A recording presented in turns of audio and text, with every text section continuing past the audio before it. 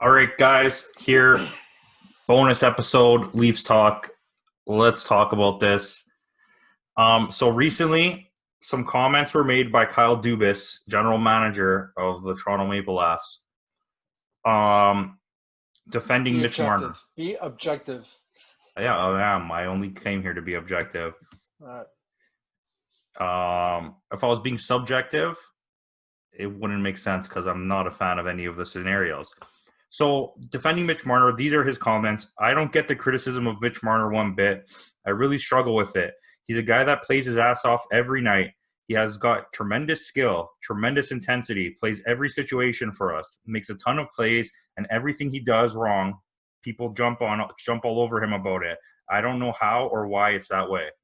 So, before you say anything, my biggest whole situation with this is maybe I missed something, but I don't see anybody saying anything about Mitch Marner.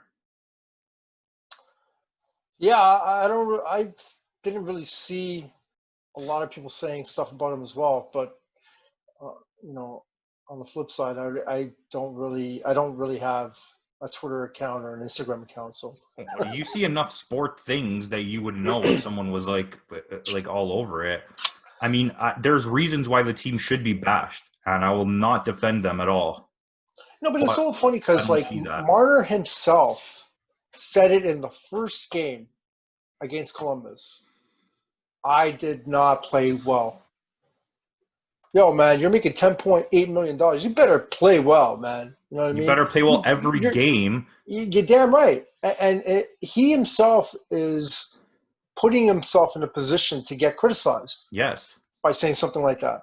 When you make Um, $10.83 million, I no longer care how you feel. I'm just going to be honest with you. no, When just go you're out when there you and put yourself play. out there, when you're out there as a celebrity and now you're a face and you make that much money, you better do something or you're going to get face criticism. Stop being a baby about that kind of stuff. That obviously that's going to happen. You play in Toronto. What did you expect? But like I said, I don't see it. And I do think Mitch Marner's really good. I just want everyone to know that. Talent-wise, I do think he's really good. I And absolutely he's do got a not great think. attitude too, eh? Like he's got a great attitude. He's a great teammate. Yeah, great. Just I'm I'm trying to not. further I your will point. not take $500,000 less to play in my home city where I grew up. Absolutely will not, because I don't care about anything except my money in my pocket. Was that Good. sarcasm? Yeah, he's good, and I'm not going to take that away from He is him. good. I don't care for his attitude. Maybe his demeanor in interviews comes off that way, but the whole thing with you're not as good as Austin Matthews, and anyone who sees that, first of all, is it's a whole different world of skill level. Mitch Marner is very good and maybe could be great, but I haven't seen anything from him yet that says $10.83 million or whatever it is, $10.9 million. I don't see that. I mean, that's your opinion. I mean, you're entitled to it. Um, Maybe it was a fluke season last year because he got to play with a really good player in John Tavares, and he was able to score or get 94. It was 94 points, I I believe. think so. But you can also say the same thing about Tavares in that situation. Maybe it was Marner that made Tavares really good. I can't say that because uh, he was uh, he was getting the same stats when he was playing in New York. So, in my opinion, when you brought Tavares over and you're playing with Marner, Tavares should be getting a lot more points, scoring a lot more goals than what he did with the New York Islanders. So that's my argument with John Tavares. That Okay. is the most logical thing I've heard from anybody so far Yeah. because, like I told you, I haven't heard anyone really just bashing Marner and like me being facetious here and just saying stupid things like I have been. It's just to prove a point that there is valid reasons for people to be upset with him, but I still haven't seen anybody make this. And the amount of people defending him is getting insane. Like the people defending Mitch Marner are like he's Justin Bieber, and there's like Justin Bieber fans like you could never say that about him. He's You can say whatever the heck you want. Just that yeah, it's it just just like needs to be objective. I mean, at the end of I'll the day, like explain to me what he's done. the only criticism I have of Mitch Marner is when he makes this ridiculous back passes, no look Yes. back passes.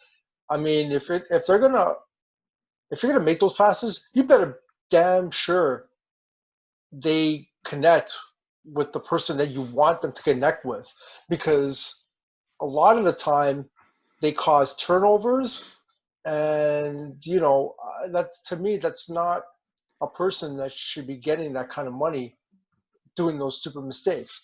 But other than that, he has a great attitude. He's a really good teammate. He supports his teammates. He plays on the penalty kill, and you don't see a lot of star players doing that. And he was last year. I don't know what the hell happened this year, but he was a good compliment to John Tavares. I don't think he had the same season as he did last year.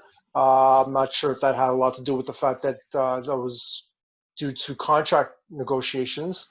But the fact of the matter is that when I look at this season, he had almost 10 points more than games played, which is decent, but nowhere near the kind of success that he had last year. And I don't know if that's worth $10.8 million. Like, It's when I look not. at it, a guy that's making $10.8 million a year is a player that should be getting a hell of a lot more points than games played. So when I look at Mitch Marner's career as of right now, he's about 9 points away from reaching his eclipsing his games played. You know what I mean? Yeah. I think he's got like 291 points and 300 games played. $10.8 million? I don't know, man. That's a game. That's a point a game player, and I don't know if he should be making that much. I want to come in on that. And that's a point that I made a lot. Like I said, joking aside, I do think he's a really good player, right? And I want people to understand that, because everyone's just going to be like, well, you just said you don't like him. I mean, it doesn't matter if I like him. He's a good player. He's top 3 best players on the Leafs, but you're not even the best player on your own team. Let's just put that out of the water.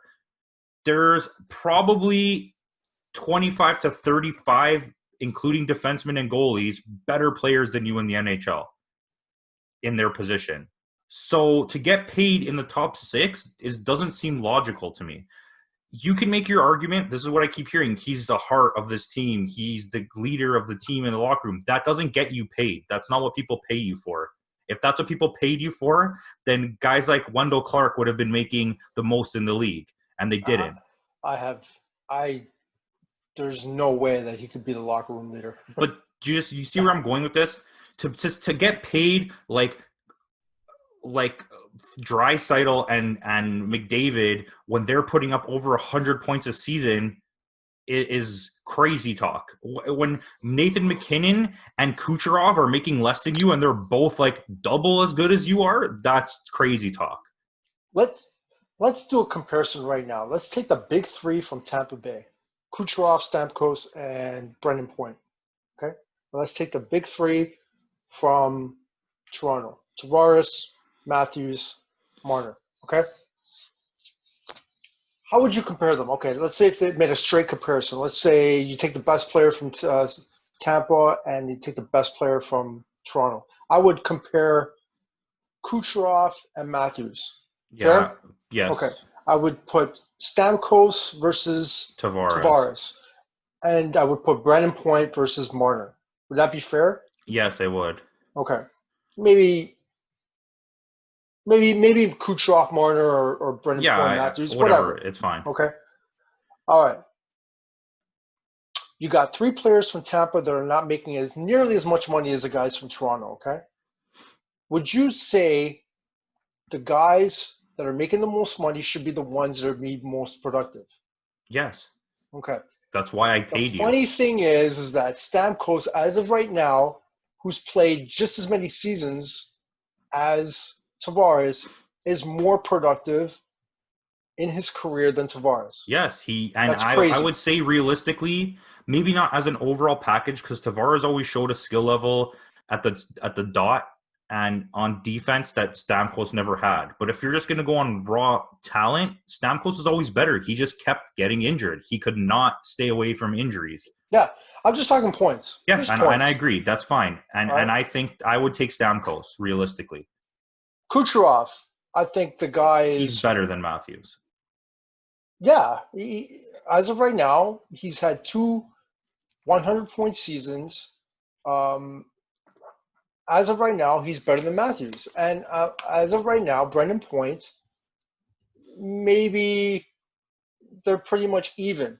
I would say that I would agree with that, and I would say the difference, the thing you get out of Point that you don't get out of Marner, is if Point is it has to play center, he can actually win faceoffs, and he can actually play a little bit of a physical game. Mitch Marner, have you seen Mitch Marner hit people? He literally just falls over.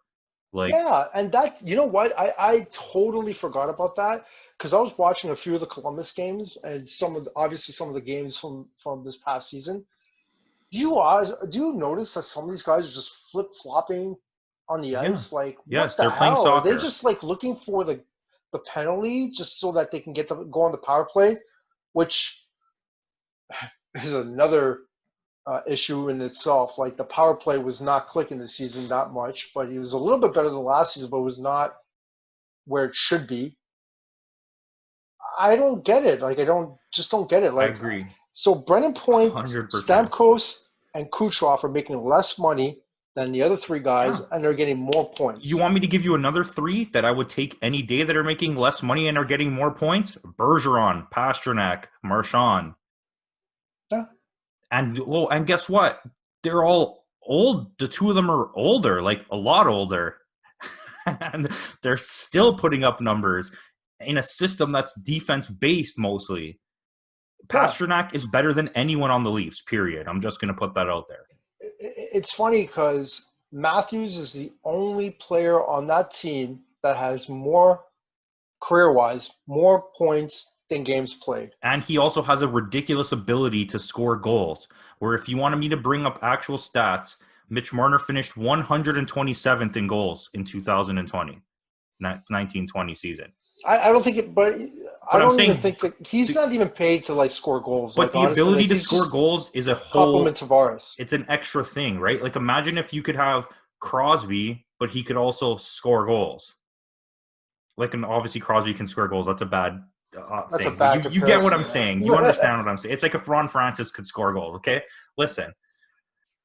I want I want to keep reiterating this. This is not about whether Mitch Marner is a good player. Mitch Marner is absolutely a good player. But This is is not he a video. worth $10.8 Yes, million dollars? I did not make this video with Caps to bash Mitch Marner. I made this video in response to the comments by Kyle Dubas. He is absolutely not worth $10.83 million or whatever it is, 10.9. He has not done anything to prove it. If he is all these things that everyone keeps saying he is, why don't the Leafs ever win the first round? He's been there for four first round losses. What did he do? Nothing. So explain to me why he's worth that. If he's all these things that everyone says, show me. Because until the Leafs figure it out as a team, I don't want to hear it anymore. Kyle Dubas, you have to go. Remember we had this talk, Caps? Forget about Keefe. Forget about any of the players on the team.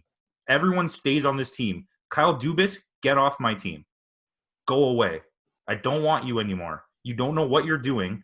You came in with numbers, and that's what everyone thought that's what we needed. And then all of a sudden, all the old guys, all the former NHL players that have become GMs are the ones that look like geniuses now, right? Not all these young kids throwing out numbers. You know who else is throwing out numbers? Carolina. Look at the team they built. You have Sebastian Aho that's equally as good as Mitch Marner or Nylander, and he's not making as much money. Look at Colorado. Look at Colorado. Nathan McKinnon signing that contract. I know, you're going to say, it was a year ago or 2 years ago, whatever. It doesn't matter. He bought into a system. I want to stay here. I want to win here. This is where I want to win. And to me right now, he's the most talented player other than Connor McDavid, is Nathan McKinnon. I'm just going to say that. I'll put Drysdale up there. That's fair. But that's my point. We can keep naming people that are worth $10 million. Do you understand? He gets paid more than Crosby. He gets paid more than Malkin. He gets paid more than Ovechkin. Those are all better players than him. And I'm not saying he's not going to grow to be an amazing superstar in the league, but right now, he's too young. Like most players don't earn this major contract until the next contract. You know what? I'm going to be honest with you. Like, I don't. To me, they make the money. All the power to them.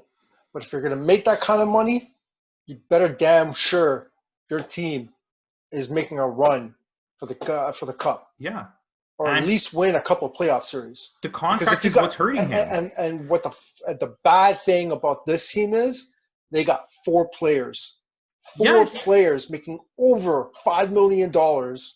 Wait, actually, they got more than 4 players. None of them are defensemen. Yeah. And they got Anderson making over $5 million. They got a bunch of players making over $5 million, 3 of which are making over $10 million, and they can't win a playoff round.